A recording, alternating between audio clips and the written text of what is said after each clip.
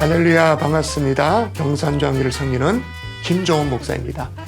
2026년 새해에도 하나님의 말씀이 우리의 걸음걸음을 인도해 나가실 겁니다. 새해 시작 1월에도 주만나와 큐티를 보다를 통해 주님과 동행하는 여러분이 되시기를 축복합니다. 큐티하는 당신이 하나님의 뷰티입니다. 우리 여호수아 약속이 현실이 되다라는 이름을 붙여봤는데요. 우리 주만나 1호로 우리 9페이지 한번 가볼까요? 9쪽. 9쪽에 가보면 바이블 가이드가 있습니다. 바이블 가이드인데 여기 보면 이제 전체 내용 구성과 각 장별로 핵심 메시지를 적어 놓았죠. 우리가 이 본문 세미나를 통해서 이 내용에 대해서 좀 더 살펴보긴 하겠지만, 여러분 또 큐티 하실 때 이제 보통 이틀에서 3일이면은 장이 바뀌잖아요. 그때 다시 이 9페이지 한번 오셔서 각 장마다 어떤 내용이 있는지 한번 그래도 읽어보시고 시작하시면 더 풍성하게 볼 수 있을 것 같습니다. 원래 아는 만큼 보이잖아요. 이 본문 세미나도 그러기 위해서 우리가 모인 것처럼 이 본문 세미나를 통해 또 본문 세미나와 이 바이블 가이드 한 번씩 보시면서 그러면서 진행했으면 좋겠고요. 그런 의미에서 제가 프린트물이 아니라 이번에 주만나 1호로를 가져와 달라라고 말씀을 드렸는데요. 주만나 1호로 이 바이블 가이드 이 부분에다가 메모를 하셔도 좋고요. 우리 또 주만나 책 맨 뒤쪽에 보시면 메모 한 칸 있습니다. 148쪽이 되겠네요. 148쪽에 메모란이 있는데 거기다가 적으셔도 되고, 또 일부러 좀 우리가 각 본문을 잠깐씩 찾아보면서 제가 말씀드릴 때도 있을 겁니다. 그래서 그렇게 한 번씩 책에다가 좀 기록해 놓으셔서, 우리가 책에다 기록해 놓으면은 내년에 1월 보다가 내가 체크해 놓은 그 날짜에 도달할 거 아니에요? 그때 맞다, 그 내용을 배웠었지? 라고 좀 우리가 다시 한번 돌이키면서 그렇게 좀 진행을 했으면 좋겠고요. 자, 그러면 이제 본격적으로 우리 본문 세미나를 한번 진행해 보려고 합니다. 먼저 여호수아를 전체적으로 좀 살펴보면, 여호수아의 핵심 주제는 언약의 성취입니다. 하나님께서 이스라엘 백성들에게 주셨던 약속, 그 약속이 어떻게 신실하게 이루어져 가는지를 보여줍니다. 그래서 마치 이 여호수아서를 그냥 가나안 땅을 정복해가는 정복 전쟁으로 생각하기 쉬워요. 그러나 신학적인 관점에서 보면 하나님의 언약이 어떻게 우리를 통하여 성취되어 가는지를 보여주는 것이 이 여호수아입니다. 하나님께서 창세기 12장을 보면 아브라함을 부르시면서 이 땅을 너희 자손에게 주겠다라고 약속하셨죠. 그 약속 후로 수백 년이 지났습니다. 아무도 기억하지 못하고 있을지라도 하나님은 그 약속을 기억하고 계시고 지금 이루어가고 계신다는 것을 보여주는 거죠. 특별히 이스라엘 백성들이 출애굽한 후로 40년을 광야에서 보냈잖아요. 이 광야의 시간은 사실 어떻게 보면 징계의 시간이었습니다. 그들이 하나님의 약속을 믿지 못하고 그 가나안 땅의 족속들을 보면서 실패하고 좌절했을 때, 그 징계로 인해서 40년의 광야 생활을 머물게 되었는데, 그럼에도 불구하고 하나님은 그 약속을 잊지 않으셨다는 것을 보여주는 것이죠. 그래서 많은 경우 이 가나안 땅은 천국을 보여주는 모형이 됩니다.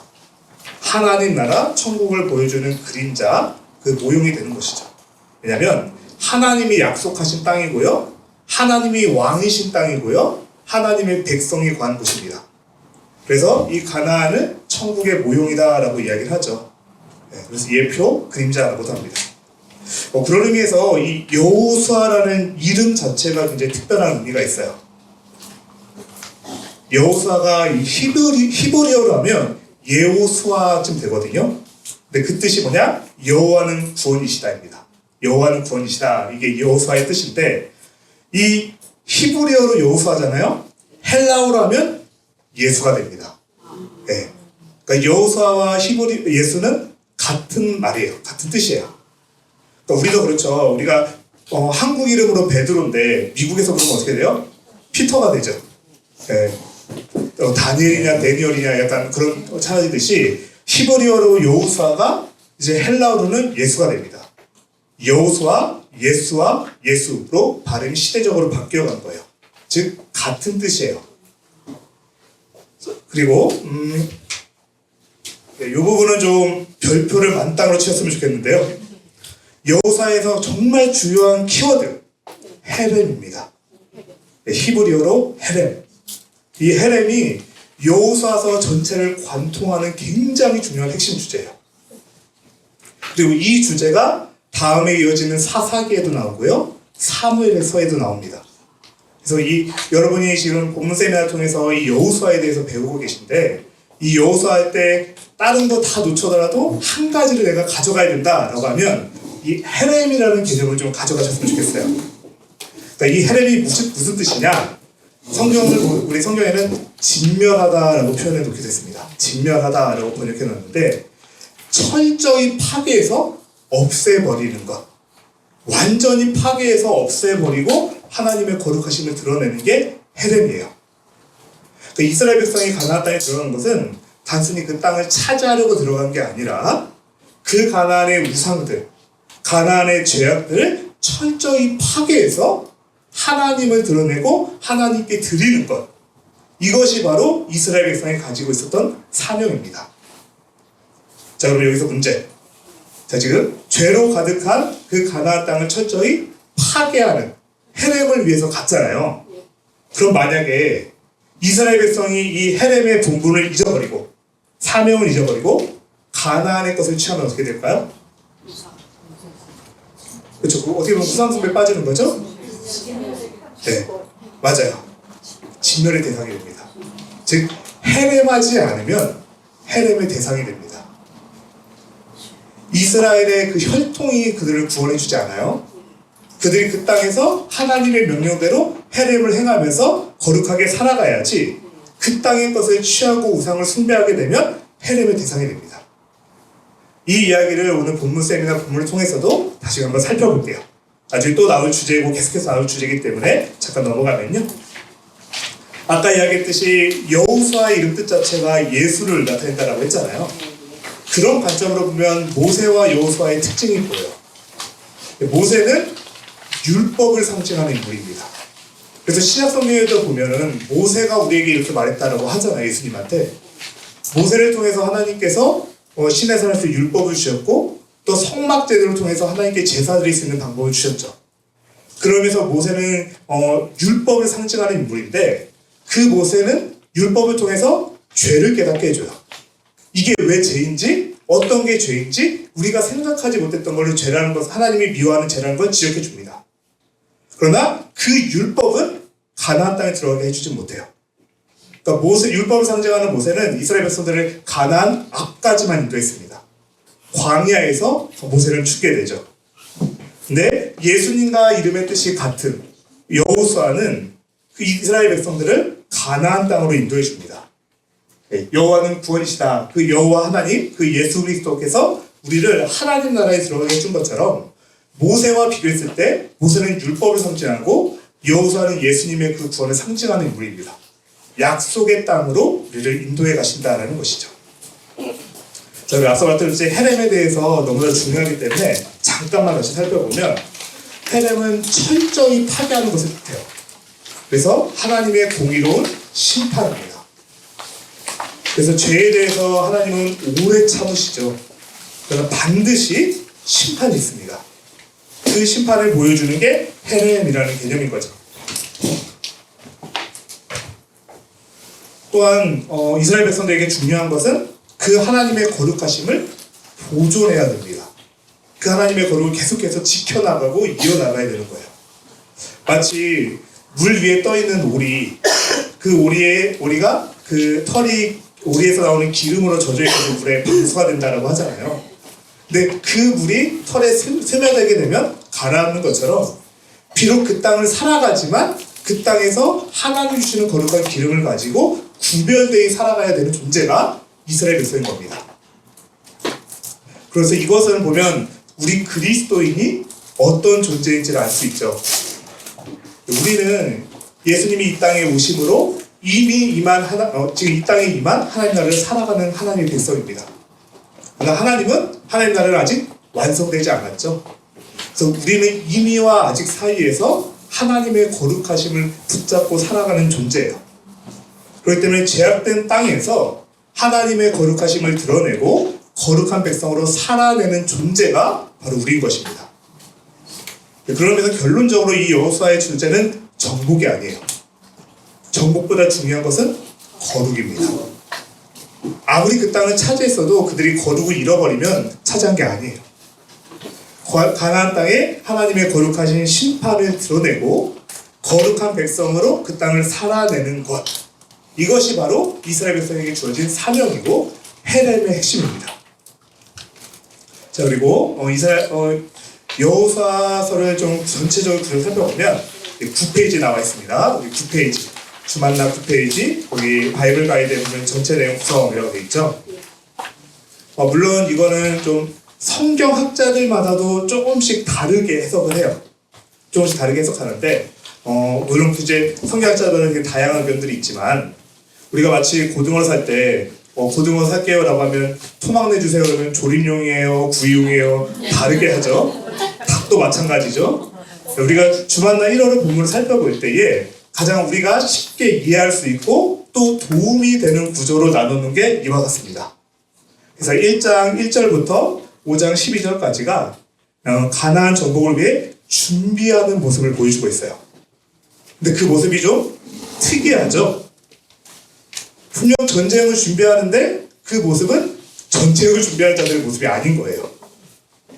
그래서 이곳에서 하나님께 순종하고 하나님께 예배하면서 준비해가는 모습을 보여줍니다. 그리고 이제 5장 13절부터 12장 24절까지는 이제 실제로 가나안을 정복해가는 전쟁이 벌어지는 내용을 담고 있죠.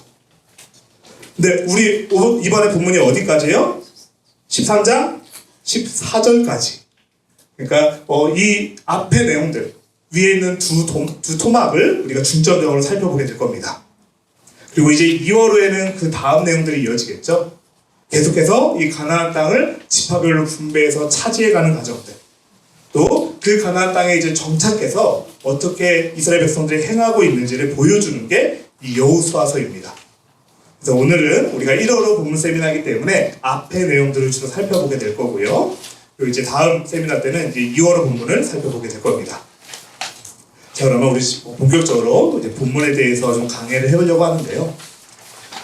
우리 본문 세미나를 전체적으로 좀 스케치를 해놓으시면은 이제 큐티 하실 때는 이제 내가 그 본문을 구체적으로 읽어보고 하나하나 되새겨보게 되죠. 이 시간은 우리가 좀 전체적인 스케치를 그린다. 그리고 1월에 우리가 함께 큐티를 하면서 이제 그 안에 이제 채색도 해보고 하나하나 진짜 그 그림을 완성해가는 시간이 되었으면 좋겠고, 이 시간은 좀 전체적인 밑그림을 그리는 시간으로 여러분이 좀 받아들이셨으면 좋겠습니다. 참고로 여기 있는 그림은 AI한테 그려달라고 한 거예요. 네.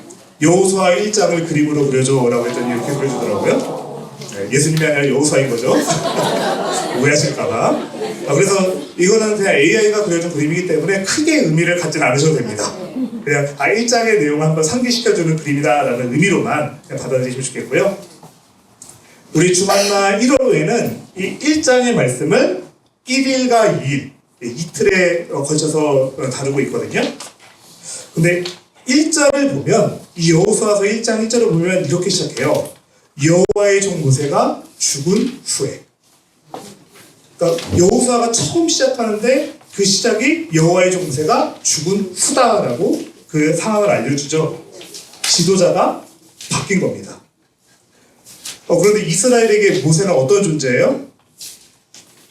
자신들을 애굽에서 구출해낸 영웅이에요. 영웅적인 지도자예요. 또 광야에서는 하나님의 뜻을 전해주고 이스라엘 백성을 인도해냈던 위대한 지도자인데 그 지도자가 죽었습니다. 시대가 바뀐 것이죠. 당연히 두려울 수밖에 없어요. 그런데 그 중에서도 누가 더 두려울까요? 여호수아죠. 새롭게 이스라엘 백성을 이끌어야 할 여호수아, 그 지도자. 특별히 여호수아는 모세와 함께 동역하면서 이스라엘 백성들이 얼마나 말을 안 듣는지 직접 봤어요. 그 얼마나 하나님의 심판을 거기서 경험하는지 직접 봤어요. 근데 이제 지도자로서 한 번도 경험하지 못한 가나안 땅을 들어가고 그 땅에서 전쟁을 치러야 됩니다. 지도자로. 그래서 하나님께서 이 여호수아서 1장을 보면 강하고 담대하다. 이 말씀을 3번이나 반복하십니다. 성경에서 3번이라는 것은 굉장히 큰 의미가 있죠. 강하고 담대하라 라는 것을 계속해서 말씀하시는데 그러면 어떻게 담대할 수 있을까? 어떻게 강하고 담대할 수 있을까? 바로 하나님이 함께 하시겠다라고 약속하세요. 그러니까 이 약속이 있기 때문에 강하고 담대하라라는 것이죠. 그리고서 이어서 가나안 땅을 정복할 수 있는 놀라운 비결을 알려주시는데 우리 주만나 큐티책은 24쪽입니다. 우리 24쪽에 1장 8절 나와 있거든요. 혹시 찾으셨을까요? 24장 1절 8절 우리 같이 한번 읽어볼게요. 시작! 이 율법책을 그 안에 기록된 대로 다 지켜 행하라. 네, 감사합니다. 네. 하나님께서 비결을 말씀해 주셨어요. 이 율법책을, 즉 하나님의 말씀을 내 입에서 떠나게 하지 말고 묵상하고 기록된 대로 행하라. 즉 말씀대로 행할 때에 이 가나안 땅을 정복하게 될 것이다 라고 그렇게 말씀해 주고 있는 것이죠. 그러니까 1장을 요약한다면 강하고 담대할 수 있는 이유는 하나님이 함께 계시기 때문이다 라는 것. 예. 우리가 내년을 새롭게 시작하면서 2020년을 시작하면서 강하고 담대할 수 있는 이유 역시 마찬가지죠. 그것도 1월 1일 또 2일 이 본문을 묵상하게 될 텐데 하나님이 나와 함께 하시는구나 라고 약속해 주셨다라는 것. 특별히 이를 위해서 하나님의 말씀을 입에서 떠나지 말고 묵상하며 지켜 행하라 라고 하신 것. 이것을 좀 기억하면서 우리가 2026년 한 해를 시작했으면 좋겠습니다. 자, 그러면 두 번째 장, 2장은 이제 3일과 4일에 해당되는 부분이에요. 3일과 4일에 해당되는 부분인데 이 2장에서는 먼저 여리고성을 정탐하기 위해서 2명의 정탐꾼을 보낸 사건을 담고 있습니다. 여러분 정탐꾼 하면 먼저 생각나는 사건이 있죠. 어떤 사건이에요? 가나안 땅을 정탐했던 12명의 정탐꾼. 이스라엘 백성들이 애굽에서 나와서 하나님이 약속하신 땅이 과연 어떤 땅인지 궁금해서 각 지파에서 한 명씩 12명을 뽑아서 보냈습니다.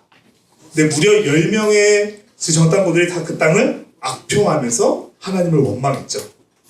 근데 딱 2명만 그 땅을 긍정적으로 하나님의 시선을 바라봤습니다. 누구였어요?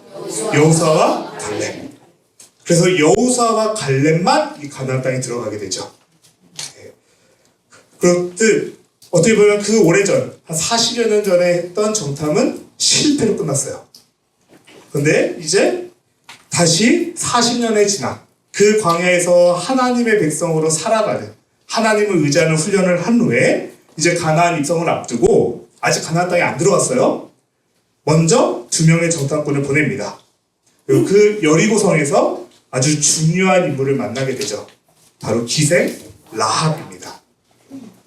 여기 기생이라고 번역해 나왔는데 이 기생은 여러 가지 의미로 번역이 돼요. 일단 흔히는 가장 많이 번역되는 게 매춘부라는 의미도 가지고 있고요. 그리고 또 하나는 여관 주인이라는 의미도 가지고 있습니다. 그래서 이 기생 라합을 굳이 매춘부다라고 보지 않고 여관의 주인으로 해석을 하기도 합니다. 또 그의 집에서 달아내렸고 그의 집이 성벽과 마주하고 있었고 이런 거 봤을 때 여관일 수가 있거든요. 그래서 근데 중요한 것은 어떤 뜻으로 보든지 그렇게 중요한 사람은 아니었어요. 그리고 이스라엘 백성 입장에서도 언약 밖에 있는 이방인입니다. 그러니까 어떤 이 여리고에 있는 되게 귀중한 존귀한 사람도 아니었고요. 평범한 사람이었고 율법적으로는 이방인이에요. 그런데 그런 그가 이 여인 라합의 입에서 놀라운 고백이 나옵니다. 28페이지 3일자 본문인데요. 3일자 본문 2장 9절 2장 9절을 한번 가보면 이렇게 말해요. 제가 읽어볼게요. 말하되 여호와께서 이 땅을 너희에게 주신 줄을 내가 아노라. 이스라엘 백성이 여리고 땅을 보기 위해서 갔는데 2명의 정탐꾼이 갔는데 전혀 예상하지 못했던 이방 여인인 라합의 입에서 여호와께서 이 땅을 너희에게 주신 줄을 내가 안다라는 고백을 하게 돼요. 고백을 듣게 돼요. 그래서 정탐꾼들이 깨닫게 됩니다. 하나님이 이 땅에서도 일하고 계시는구나.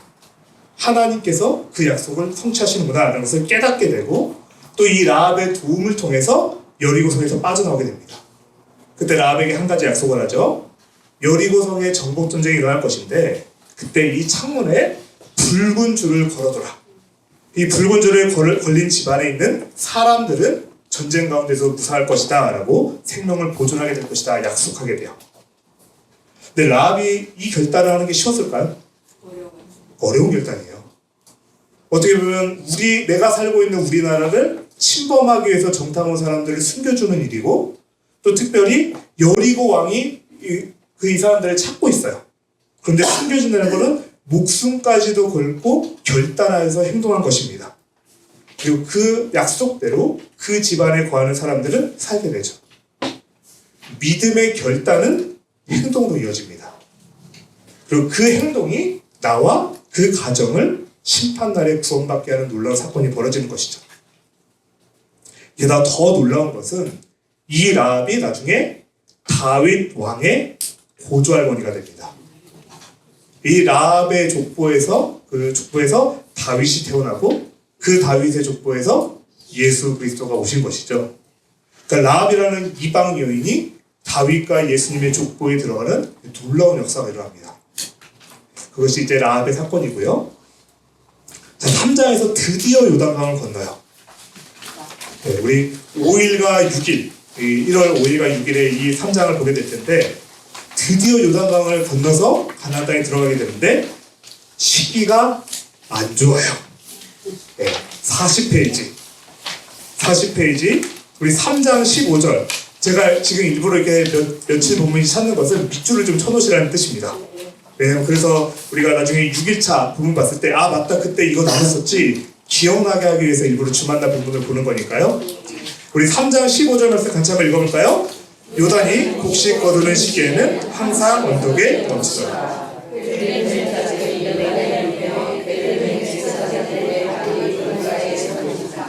네, 감사합니다. 지금 시기가 어떤 시기냐? 곡식 거두는 시기예요. 이때는 요단강의 물이 많을 때입니다. 요단강은 우리가 생각하는 그런 한강이 아니에요. 구간에 따라서 졸졸졸 시냇물처럼 흐르는 구간도 있고요. 마음만 먹으면 얼마든지 건널 수 있는 그런 곳인데, 근데 이때는 진짜 홍수가 난 것처럼 물이 불어나는 때입니다. 하나님도 참 너무하시죠. 아니 하나님 말씀대로 이제 가나안 땅에 들어가려고 하는데 하필 그날 또 물이 많은 날이에요. 그러나 하나님께서 하나님의 언약궤를 맨 제사장들이 먼저 요단강에 발을 내디뎌라 라고 말씀하시고, 발을 내디뎠을 때에 물이 끊겨서 마치 홍해가 갈라졌던 것처럼 그 땅을 건너가게 되죠. 그러니까 사실 홍해 때보다도 더 큰 믿음이 필요해요. 홍해 때는 모세가 지팡이를 내미자 바람이 불어와서 쫙 계속해서 바람이 불어와서 홍해를 갈랐잖아요. 근데 이때는 물이 계속 흐르고 있어요. 넘실대고 있어요. 근데 믿음으로 발을 댔을 때에 그 물이 끊어지고 걸어가는 놀라운 기적이 일어납니다. 그러니까 그런 의미에서 요약을 그렇게 적어놓은 거예요. 믿음은 모험이 아니에요. 그러니까 어떻게 될지 알 수 없는데 한번 해보자는 그런 모험이 아니라 하나님의 말씀을 확신하면서 가는 것이 믿음입니다. 네. 하나님께서 이 제사장들에게 요단에 발을 내밀어라라고 그걸 말씀하셨고, 그 믿음을 가지고 확신하며 발을 담궜을 때에 그때 갈라졌던 것이죠. 그것이 우리가 이제 3장 요단강을 건너는 사건을 우리 5일과 6일을 통해서 보게 될 텐데, 우리 역시 믿음의 확신을 가지고, 특별히 1월인데 믿음의 확신으로 나아간다라는 그런 마음가짐을 좀 비틀었으면 좋겠고요. 자, 이제 4장입니다. 4장은 7일과 8일에 해당되는 그 내용인데요. 이스라엘 백성들이 요단강을 건널 때 여호수아는 그 요단강 바닥에 있던, 그러니까 원래는 강 바닥에 있던 거죠. 돌을 12개를 취하게 해요. 왜 12개일까요? 그렇죠. 네, 대단하십니다. 12지파를 상징하는 12개의 돌을 가져와서 이제 길갈에다가, 이제 가나안 땅에 들어왔잖아요. 이제 어떻게 보면 이 4장부터 가나안 땅에 들어온 건데 길갈에다가 기념비를 세우게 합니다. 근데 제가 이 그림을 굳이 참고하실 필요 그냥 보시라고 했던 게, 제가 생각할 때는 이미 돌이 12개가 아니더라고요. 네, 보이는 것만 해도 13개더라고요. 네, 그래서 그냥 가볍게 보시면 되고, 저는 이제 기념비를 세운다라고 했을 때 약간 그 비석처럼 세우는 걸 생각했더니 이렇게 보여서 저렇게도 세울 수 있겠구나라고 그런 생각을 해봤었는데, 네. 근데 이 돌을 왜 세웠어요? 누구에게 알려주기 위해서? 네, 후손들, 다음 세대에게 하나님이 하신 일을 알려주기 위해서 세우게 하셨습니다. 그러니까 먼 훗날에 사람들이 이 돌을 보면서 저들은 뭐예요? 라고 물어볼 텐데, 그때 하나님이 이스라엘 백성에게 무엇을 행하셨는지 알려주기 위해서 이 기념비를 세워라 라고 그렇게 말씀하신 것이죠. 우리 역시 마찬가지입니다. 하나님의 말씀, 하나님께서 행하신 일을 알려주지 않으면 다음 세대는 다른 세대가 되어버립니다. 우리 설리 목사님께서 여러 번 설교를 하셨죠. 영적 기념비를 세워라. 그렇죠? 우리가 우리의 자녀들 또 우리 다음 세대에게 또 하나님께서 행하신 일들을 알려줘야 합니다. 그 본문을, 그 내용을 우리가 이 4장 길간의 기념비를 본문을 볼 때 그냥도 좀 같이 생각하면서 내가 우리 자녀들에게 또 손주들에게 어떤 말씀을 전해줘야 될지 좀 생각해보고 그 결단하는, 그러니까 말씀이 말씀에서 멈추지 않고 우리가 좀 행동으로 이어질 수 있는 그런 묵상이 됐으면 좋겠고요. 자, 그리고 5장은 이제 우리가 9일과 10일 또 여기서 이틀 동안 보게 될 텐데요. 자, 그러면 이제 지금 이스라엘 백성들은 어디에 있어요? 가나안 땅에 있죠. 그 가나안 땅에 들어온 상태이고 이제 여리고를 비롯하여 가나안 정복 전쟁을 준비해야 되는 시기입니다. 그러니까 이미 어떻게 보면 적진에 들어왔어요. 가나안 땅에 들어왔어요. 근데 여러분이 만약에 적진 한복판에 들어갔을 때 전투를 하려고 해요. 그럼 뭘 하겠어요? 네, 전략과 전술을 체크하고 우리가 가진 물자가 어떻게 되는지 또 무기를 정비해야겠죠. 근데 5장에서 일어난 일들을 보면은 정말 어이없는 행동들만 가득합니다. 아까 말씀드렸듯이 전쟁을 준비하는데 그 모습은 전쟁을 준비하는 모습이 아니에요. 아마 적들도 보면서 쟤네 뭐 하는 거야? 라고 싶었을 거예요. 먼저 뭐 합니까? 할례를 행합니다. 할례가 무엇이에요? 하나님이 아브라함에게 명하셨던 하나님의 자녀, 그 아브라함의 후손이라는 것을 보여주는 어떤 육적인 표이죠. 징표이죠. 그런데 문제는 출애굽했던 2세대들은 할례를 받지 못했어요. 광야에서 그들이 머물고 있었고 또 계속 이동하기도 했고 어떻게 될지 모르기 때문에 할례를 행하지 못하고 지나갔던 거예요. 그러니까 할례는 하나님의 백성이라는 징표인데 그 할례가 없었던 겁니다. 그래서 전쟁을 앞두고 할례를 행해요. 근데 할례는 전투를 할 수 없게 돼요. 그러니까 전투를 앞두고 있는데 전투할 수 없는 몸 상태로 만들어 버립니다. 그러니까 마치 저 앞에서 지금 발가벗고 있는 모습인 거죠. 또 유월절을 지킵니다. 유월절은 어떤 날이에요? 출애굽할 때 애굽에 내렸던 10번째 재앙과 달려있는 날이죠. 그러니까 모든 장자가 죽는 재앙 가운데에 어린 양의 피를 그 문 임방과 문설주에 바른 집은 죽음이 넘어갔던 날. 그것을 기념하는 절기가 이 유월절이죠. 그러니까 오늘날로 치면 예배를 드린 겁니다. 할례를 행하고 예배를 드려요. 전쟁하고 전혀 상관없어 보이는 모습을 행합니다. 그러니까 이것은 지금 이스라엘 백성들이 전쟁을 앞두고 뭐를 준비했는지를 보여주는 거예요. 전쟁을 앞두고 그들이 가장 중요한 것은 내가 하나님의 백성이다라는 정체성을 확립하는 일입니다. 이제 가나안 땅에 들어가서 언약 백성이라는 정체성을 가지고 살아가야 돼요. 그래서 무기가 아니라 자신의 영성, 자신의 신분을 체크한 것이죠. 그러자 어떤 일이 일어나냐? 만나가 더 이상 내리지 않게 됩니다. 만나는 그들이 광야에 있을 때 하나님이 먹도록 공급해 주셨던 거잖아요. 이제 가나안 땅에서 난 소산을 먹게 돼요. 이제 약속의 소산을 먹게 되는 것이죠. 그리고 또 군대 대장이 여호수아를 찾아옵니다. 여호수아를 찾아와서 우리 50페이지 여호수아 5장 15절 여호수아 5장 15절 말씀이 있는데요. 우리 같이 한번 읽어볼까요? 시작! 여호와의 군대 대장이 여호수아에게 이르되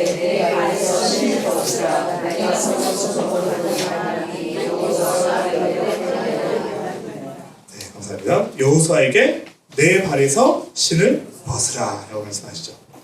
이 모습은 과거 누구한테 하셨던 말씀이에요? 모세에게 하셨던 말씀이에요. 즉 모세에게 허락하셨던 그 사명이 여호수아를 통해 계속해서 이어지고 있는 것입니다.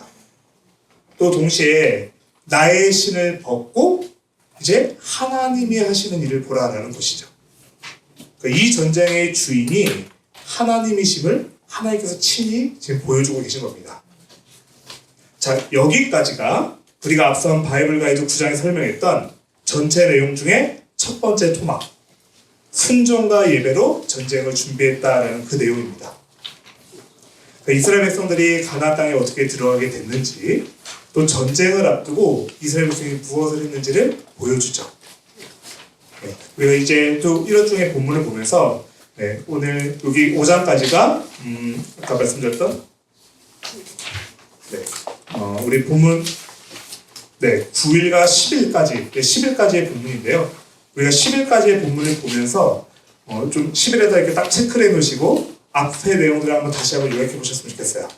하나님께서 가나안 땅에 들어갈 때 이스라엘 백성이 요구하셨던 게 무엇인지, 그리고 하나님의 백성이라는 정체성을 우리가 확립하는 것이 그 새로운 땅을 차지하는 것이 할 때 얼마나 먼저 필요한 일인지 기억하면서, 우리가 너무나도 감사한 게 아직 1월이잖아요. 1월 10일쯤 됐을 때 뭔가 새해 시작한 그 첫 기대가 없어져가고 헬스장 끌었던 게 사라져갈 때, 그때 하나님께서 맞다, 올 한해 나에게 새롭게 주시는 그 은혜 다시 되새겨보면서 또 이제 새롭게 두 번째 단락으로 좀 넘어갔으면 좋겠습니다. 이제부터는 이제 본격적으로 가나안 정복 전쟁이 시작되는 내용입니다. 자, 6장이죠. 6장은 드디어 여리고성 정복 전쟁이요. 자, 여기서 잠깐 퀴즈. 아까 여리고성을 정탐하러 갔던 건 몇 장에 있었죠? 다 잊어버리셨군요. 라합이 몇 장에 나왔었죠? 2장에 나왔었습니다. 네, 2장에 나왔었죠. 이제 드디어 그 정탐 후에 정복전쟁이 일어나기 전까지 할례를 행하고 유월절을 지키고 정말 하나님의 백성의 정체성을 다진 후에 드디어 여리고성 정복이 시작이 되는 겁니다. 근데 여기는 11일, 12일, 13일 무려 3일에 걸쳐서 이 여리고성 본문을 살펴보게 될 거예요. 요단강을 건너가는 모습도 특이했잖아요. 근데 전쟁을 준비하는 모습도 특이했죠. 여리고성을 정복하는 전쟁은 더 특이합니다. 네. 사람의 생각과는 너무나도 다른 방법으로 하나님께서 일하기 시작하시죠. 그러니까 하나님께서 우리의 상식을 계속 깨트리세요. 그래서 이 전쟁의 주도권이 너희가 아니라 나에게 있다, 하나님에게 있다라는 것을 사람의 방법이 아니라 하나님의 방법으로 행함을 통해서 계속해서 보여줍니다. 특별히 어떤 방법으로 하게 돼요? 하루에 한 바퀴씩 여리고성을 돌게 하십니다. 그리고 6일 동안 돌고 마지막 7일째 되는 날에는 7바퀴를 돌고 함성을 지르게 하세요. 나팔을 불고 함성을 지를 때에 이 성이 무너지게 되죠. 근데 그 도는 모습도 특이해요. 당연히 전쟁을 하면 장군이 앞서가고 그 앞에 상대방의 길을 죽일 수 있는 말과 전차들을 앞세우고 이렇게 쭉 가야 되는데, 무장한 병력이 아니라 언약궤가 앞서가고 제사장들이 따라가고 그 뒤에 이제 군사들이 서게 되죠. 이것은 하나님이 앞서 싸우시는 전쟁이다라는 것을 눈으로도 보여주는 겁니다. 그리고 또 침묵하게 하시죠. 이 모습들 자체가 전쟁하고 너무 달라요. 전쟁은 고함이 있고 그 외치는 소리가 있고 그래야 북소리가 있어야 되는데 침묵합니다. 사람의 소리를 줄이고 하나님이 앞서 가시는 그런 전쟁인 것이죠. 근데 이때 하나님께서 한 가지 명령을 하시거든요. 우리가 앞서 봤던 헤렘입니다. 우리 59페이지 여호수아 6장 17절, 우리 59페이지 여호수아 6장 17절 한번 같이 한번 읽어볼까요? 시작! 이 성과 그 가운데 있는 모든 것을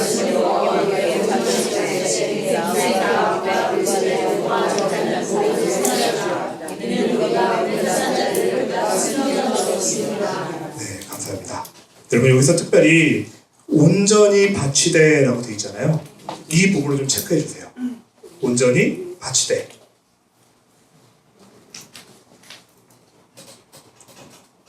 이게 히브리어라면 못 깨요. 네, 맞습니다. 이게 히브리어로 헤렘입니다. 온전히 바치다. 특별히 바치다, 이게 헤렘이에요. 그 바치다라는 게 말씀드렸죠. 헤렘은 철저히 파괴하여서 하나님께 드리다입니다. 그러니까 하나님께서 여리고를 정복하면 여리고 땅에 있는 모든 것을 온전히 바치라고 하셨어요. 헤렘하라는 거예요. 그러니까 하나님 좀 너무하시지, 그래도 수고했는데 뭐라도 좀 주시지라고 생각할 수 있잖아요. 근데 이스라엘 백성들은 이 가나안 땅의 중요한 것은 정복이 아니라 거룩이에요. 그 땅의 죄악과 그 땅의 우상을 다 부셔버리는 것, 그것이 헤렘인데, 그래서 하나님께서 이 가나안의 모든 것을 파괴함으로써 철저하게 구별되게 하십니다. 이렇듯 6장 본문 자체가 사람의 전략과 전술이 아니라 말씀에 순종하는 것이 가장 확실한 승리자 무기다라는 것을 보여주는 것이죠. 이 여리고에서 가나안 땅에서 이뤄진 첫 번째 전쟁. 이 여리고는 거룩한 전쟁이고요. 사람의 생각이 아닌 하나님을 드러내는 그런 전쟁이었다는 것입니다. 자, 그러면 6장에서 이렇게 멋진 승리를 했잖아요. 바로 7장에 가자마자 패배합니다. 여리고는 난공불락의 요새였어요. 그 힘든 여리고를 무너뜨리고 승리했기 때문에 이제 그 옆에 있는 아이성은 상대적으로 쉬워 보였거든요. 그래서 호기롭게 전쟁에 딱 시작했는데 패배하게 됩니다.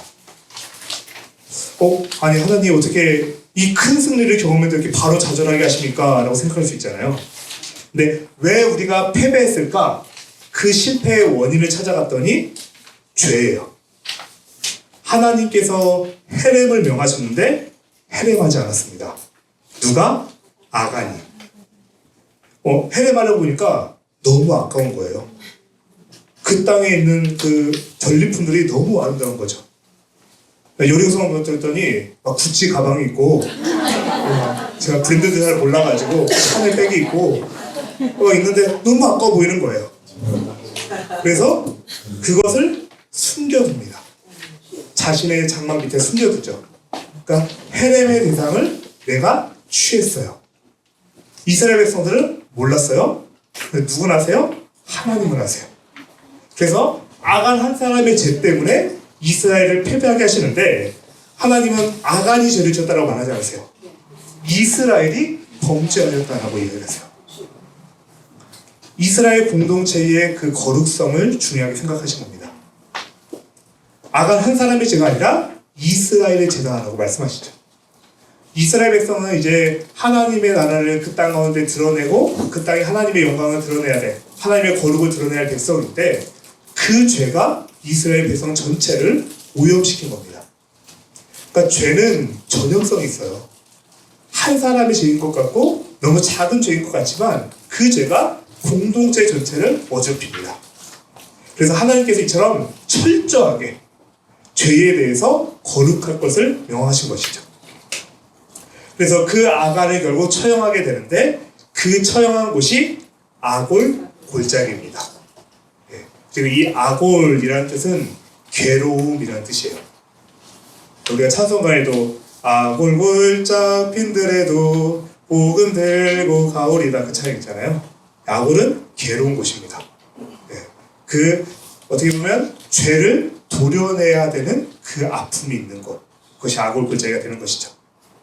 자, 그러면서 우리가 이 아간의 죄를 볼 때는 헤렘하지 않으면 헤렘의 대상이 된다는 것, 얼마나 우리가 거룩하게 구별되어야 되는지, 그 거룩이 곧 하나님의 백성의 능력이다라는 것을 좀 기억하시면서 이 아간의 사건을 좀 보셨으면 좋겠고요. 자, 아간의 죄로 인해서 패배했어요. 그러나 하나님은 다시 회복시키십니다. 그 죄의 문제를 해결한 후에 이스라엘이 다시 아이성 전투를 하게 되는데, 이때 하나님께서 전략을 주세요. 매복하도록. 그래서 하나님이 주신 방법대로 승리하게 되는 일이 벌어지고요. 우리가 이 8장은 16, 17, 18일 3일에 걸쳐서 보게 되는데, 이후에 일어나는 일까지 담고 있어서 그래요. 하나님께서 이스라엘 백성들에게 먼저는 에발산의 이들이 제단을 섰습니다. 그리고 하나님께 예배를 드려요. 이 아이성을 승리한 후에 그들이 가장 먼저 했던 것은 예배의 단을 쌓았던 겁니다. 이 승리를 주신 하나님께 찬양과 경배를 돌린 것이죠. 그리고 이제 에발산과 그리심산에서 각각 하나님의 말씀을 낭독하는데 그 말씀에는 하나님이 주실 축복 또 하나님이 주실 저주에 대한 얘기가 담겨 있습니다. 그러니까 하나님의 말씀대로 사는 자에게는 축복이 임할 것이고 그 말씀에 불순종하는 자에게는 저주가 있을 것이다라고 선포한 것이에요. 그러니까 얼마나 하나님의 말씀이 중요한지 그 말씀대로 살아가는 것이 중요한지 얘기하는 것이죠. 그리고 이 말씀을 아까 처음에 1장에서 하나님이 누구한테 하셨던 말씀이에요? 여호수아에게 하셨던 말씀이잖아요. 이 율법을 내 입에서 떠나게 하지 말라. 그리고 이스라엘 백성들이 죄를 지어서 실패했지만 다시 하나님의 말씀으로 돌아왔을 때에 하나님 주시는 복을 경험하게 되는 것이죠. 네, 그런 의미에서 제가 여기 예레미야 42장 6절 말씀 가져왔는데요. 우리 같이 한번 읽어볼까요? 시작! 우리가 우리 하나님 여호와의 목소리를 청종하여 우리에게 복이 있으리라. 아멘. 네. 이 의미가 우리의 삶 가운데 있었으면 좋겠습니다. 여호와의 목소리에 순종하면 복이 있으리라. 네, 우리가 이번 특별히 이 봄세미나를 통해서 우리가 2016년 1월을 준비하고 있는데 새해가 그 말씀에 순종함으로 하나님이 예비해 놓으신 그 축복을 가득히 누리는 저와 여러분 되시길 축복합니다. 자, 이제 15장의 이제 9장은 기브온의 속임수에 대해서 나오는데요. 이것도 이제 19일과 20일 이틀간 나눠보게 됩니다. 자, 이제 20일까지 왔습니다. 네, 이제 3분의 2가 이제 지나고 있는 것이죠. 자, 여리고와 아이성을 무너뜨렸죠. 당당히 승리했어요. 근데 바로 또 이어지는 9장에서는 또 다시 넘어지는 사건이 등장합니다. 네, 아주 한 걸음 한 걸음이 참 힘들죠. 네. 근데 이때 보면은 하나님께서 분명히 가나안의 모든 족속을 해내마라고 명하셨어요. 근데 기브온 주민들이 자신들이 멀리서 온 백성처럼 마치 우리가 가나안 민족이 아니라 되게 멀리서 온 민족처럼 자신들의 모습을 속여서 이스라엘 백성을 찾아옵니다. 옷을 낡게 만들고 또 일부러 떡에 곰팡이를 피운 떡 그런 걸 가지고 와서 우리는 저 멀리서부터 하나님에 대한 이야기를 듣고 왔습니다. 당신들과 화친을 맺고 싶습니다 라고 거짓말을 한 거죠. 근데 그들의 거짓말보다 더 큰 문제는 뭐냐면 여호수아가 하나님께 묻지 않아요. 하나님께 묻지 않고 그냥 여호와 이름으로 화친을 맺어버립니다. 그러니까 눈에 보이는 것에 속아서 하나님께 묻지 않고 성급히 결정했다가 넘어진 것이죠. 그러니까 이걸 통해서 아무리 경험이 많아도 묻지 않으면 실패한다는 것을 볼 수 있습니다. 여리고도 이겼고요. 아이성도 이겼어요.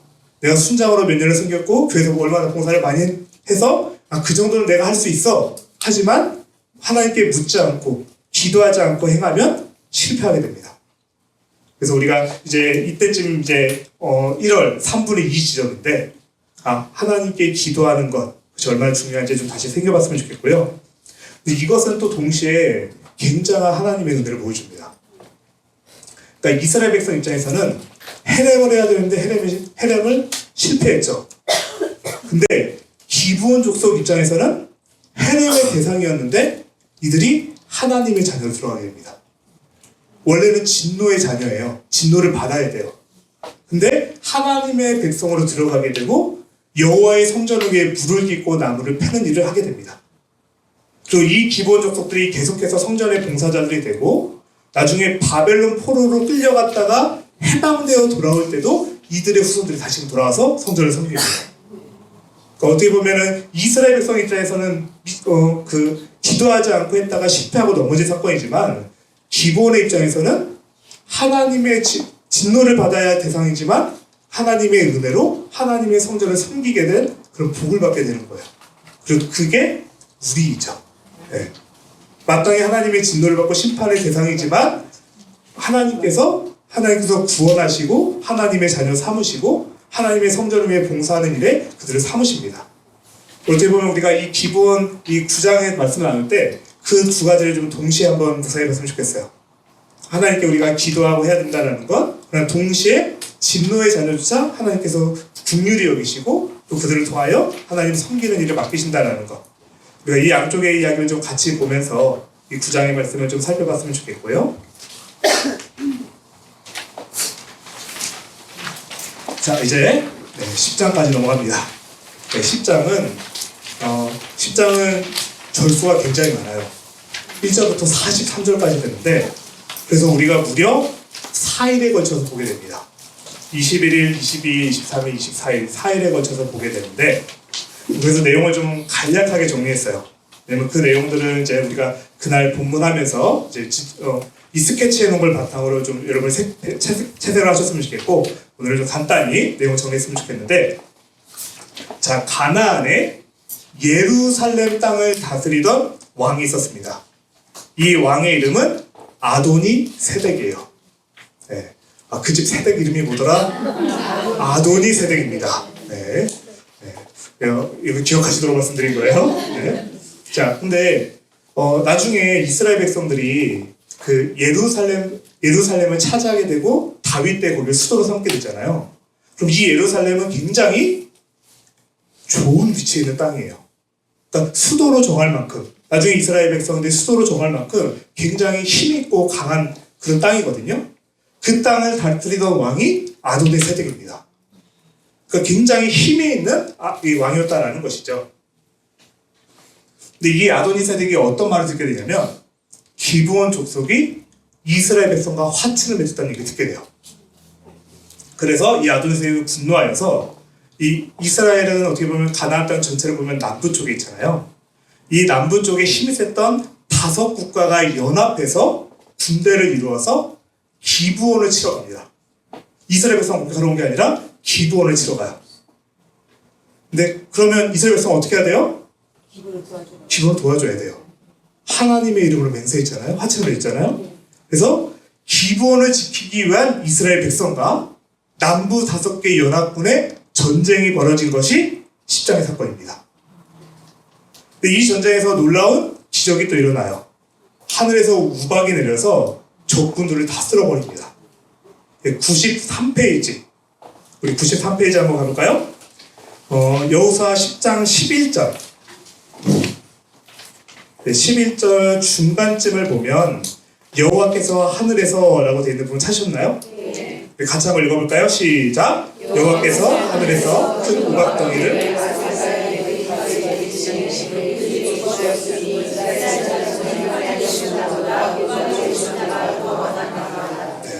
지금 전쟁을 하러 가는데 칼에 죽은 자보다 우박에 죽은 자가 더 많았다라고 이야기해요. 마치 전쟁을 하려고 내가 지금 총을 들고 가는데 갑자기 비행기가 날아가더니 미사일을 쫙쫙 떨어뜨려가지고 다 전멸시켜버린 그런 모양새예요. 그러니까 하나님께서 그들을 이스라엘보다 앞서 행하시면서 먼저 그 적들을 진멸하신 것이죠. 자, 그렇게 지금 승기를 잡았어요. 이때 확실하게 밀어버려야 이제 이스라엘이 승리하게 되잖아요. 근데 해가 져가는 거예요. 날이 저물어가요. 근데 이 시대는 고대 시기 때기 때문에 밤에는 전쟁하는 게 굉장히 어려워요. 뭐 지금처럼 성광탄이 있는 것도 조명탄이 있는 것도 아니고, 그러니까 밤이 되면 전쟁을 할 수 없는데 그럼 애써 잡은 승기를 놓치게 되는 거잖아요. 그래서 이때 여호수아가 기도합니다. 태양아 너는 기브온에 머무르라. 달아 너도 아얄론 골짜기에서 그리할지어다. 그때 정말 태양과 달이 멈춰버리면서 낮이 계속됩니다. 그래서 그렇게 전투를 이어가게 되고 이스라엘 백성들이 승리하게 되는 것이죠. 그러니까 하나님은 하나님의 백성을 위해 싸우시는 분입니다. 심지어 자연 만물을 움직여서까지라도 하나님의 자녀를 도우시는 분이시다. 그리고 그분이 우리의 아버지시다라는 것을 이 특별히 10장 이 사건을 보면서 내용이 4일 동안 이어지는데 좀 같이 그렇게 좀 묵상했으면 좋겠습니다. 자, 그리고 이제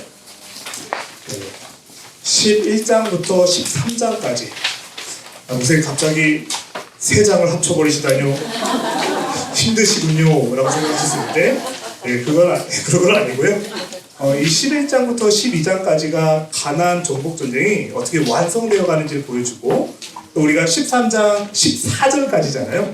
그래서 마지막 본문 31일 본문이 14장 14절까지 돼 있어서 이렇게 해놨는데요. 여기서 좀 착각하시면 안 돼요. 이스라엘 백성들이 가나안 땅을 정복하는데 그 땅을 100% 정복했다는 뜻이 아니에요.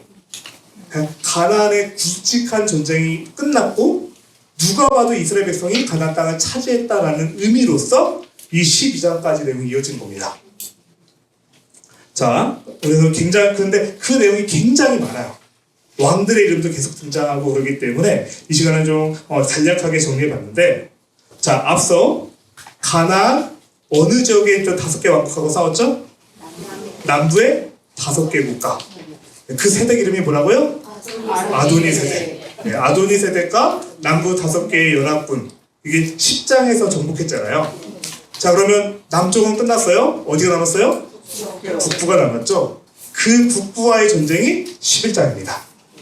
그러니까 10장과 11장이 가나안 남부와 북부와의 싸움이다라고 그렇게 생각하시면 됩니다. 그럼 여기서 좀 하나만 좀 살펴보고 왔으면 좋겠는데요. 우리 108페이지 여호수아 11장 6절, 여호수아 11장 6절 말씀 찾으셨나요? 네, 같이 한번 읽어볼게요. 시작. 여호와께서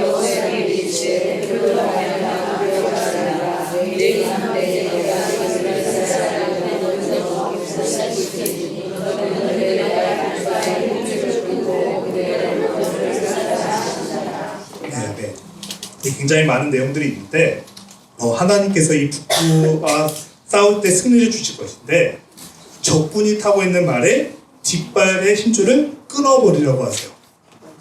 이렇게만 보면 당연히 적군의 무기를 파괴하는 건데 좋지라고 생각할 수 있는데 그게 아니에요.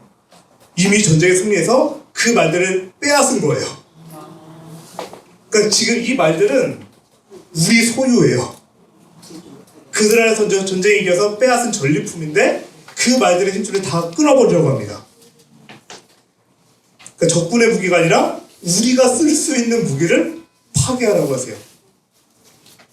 오늘날 치면 전쟁을 했는데 내가 그것을 딱 싸웠는데 거기 탱크와 장갑차가 우르르 있어요. 그것을 빼앗은 거예요. 얼마나 든든해요. 근데 하나님이 전부 다 파괴시키래요. 그러니까 하나님께서 그것을 의지하지 못하게 하십니다.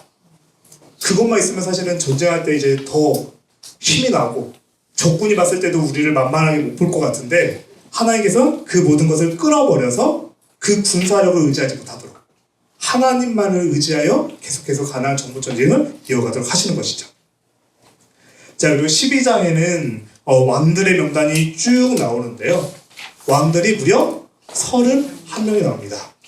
베스킨라빈스, 서리건, 31명. 자, 아까 10장의 세대 이름은 아도니 세대. 남부전쟁이었고요. 몇 개 나라였죠? 5개 나라. 그리고 11장에서 어디와 싸웠어요? 북부와 싸웠어요. 그리고 12장에는 왕들의 이름이 쭉 나오는데 왕이 몇 명이다? 31명. 쪽집게 강이죠? 네. 사실은 우리가 그래서 12장을 보면은 힘들어요. 왜냐면 이 왕들의 이름 나는 모르거든요. 그 이름을 들었을 때 사실은 무슨 나라인지도 모르겠고 왜 이렇게 왕들이 나오는지 그래서 목사님도 설교할 때 너무 힘듭니다. 그런데 이것은 마치 우리가 지금 읽으면 굉장히 지루하게 느껴질 수 있지만 마치 이것은 하나님께서 이루신 하나님께서 결제하신 내역의 영수증을 보여주시는 거예요.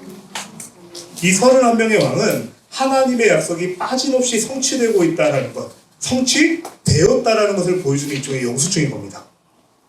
그래서 이 31명의 왕들을 보면서 정말 하나님은 신실하시구나. 우리에게 승리를 주시는 하나님, 그 하나님의 영수증을 보는 것이 이 31명의 왕의 명단들입니다. 자, 그리고 이제 마지막 31일, 이제 1호로 본문을 끝내는 31일 본문을 보면 13장 1절부터 14절까지인데 13장 1절 하반절을 보면 이렇게 말해요. 얻을 땅이 매우 많이 남아있도다. 그러니까 이스라엘 백성이 가나안 땅을 정복했어요. 그 누구도 이스라엘의 승리를 부인할 수 없어요. 그러나 여전히 싸워서 차지해야 될 땅이 남아있는 겁니다. 큰 줄기는 이미 승리했지만 아직 치러야 할 전투들이 남아있는 것이죠. 우리도 마찬가지죠. 예수님을 통해서 구원을 받았어요. 하나님의 나라는 예수님이 오심으로써 이 땅에 이미 임했어요. 그러나 아직 완성되지는 않았죠. 그렇기 때문에 우리는 그 땅을 계속해서 정복하며 하나님의 거룩을 드러내며 살아가는 존재입니다.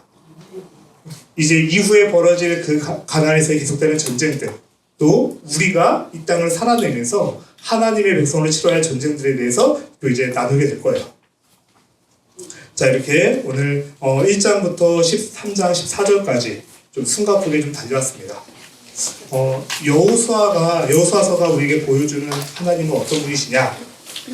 아브라함에게 하셨던 그 수백 년 전에 하셨던 약속을 잊지 않으시는 하나님. 이스라엘의 불순종으로 광야 40년을 경험하게 하셨지만 그럼에도 불구하고 그 약속을 신실하게 인도하시는 하나님을 보여줍니다. 사랑하는 여러분, 제가 이제 2020년 새해를 앞두고 1월 본문 세미나를 했는데 내년에 우리 앞에서 어쩌면 여리고 고성 같은 큰 문제들이 있을 수 있고요. 또 아까 했던 아이손과 같이 크고 작은 넘어짐이 있을 수도 있습니다. 그리고 이미 그 해를 넘어가기 전에 요단강이, 그 넘실대는 요단강이 앞에 있을 수도 있죠. 그러나 승리의 비결을 우리는 이미 알고 있습니다. 하나님이 여호수아에게 했던 것처럼 강하고 담대하라. 그 강하고 담대할 수 있는 이유는 하나님이 함께 하시기 때문이고, 그리고 하나님께서 우리에게 명하신 것을 이 율법책을 내 입에서 떠나지 말게 하고 묵상하며 행하라. 네, 우리가 지금 이번 1월 본문 세미나를 통해서 우리가 그 말씀을 가지고 우리가 좀 도전하며 나아갔으면 좋겠고요. 네, 그런 의미에서 우리 서로 이렇게 한번 인사해볼까요? 큐티합시다. 네, 1월 우리의 큐티를 통해서 하나님이 우리를 위해 이미 예배해 놓으신 그 복 빠짐없이 누리는 저와 여러분 되시길 축복합니다. 네. 자, 그러면 제가 기도하고 마치도록 하겠습니다. 하나님 감사합니다. 우리 주만나 1월 본문 세미나를 통해서 내년에 하나님께서 우리에게 주실 말씀을 크게 좀 스케치해보고 먼저 그 말씀을 마음에 새기는 시간을 가졌습니다. 하나님, 우리가 또 내년에 하나님의 말씀을 먹고 그 말씀 가운데 행할 때에 하나님 강하고 담대한 믿음 허락하여 주셔서 우리 앞에 여리고성이 있다 할지라도, 우리 앞에 넘실대는 요단강이 있다 할지라도 그 성과 그 강이 아니라 우리를 통해 일하시는 하나님을 믿으며 신실함으로 이 모든 것을 정복하며 나아가 하나님의 거룩하심을 드러내는 주님의 백성에게 하여 주시옵소서.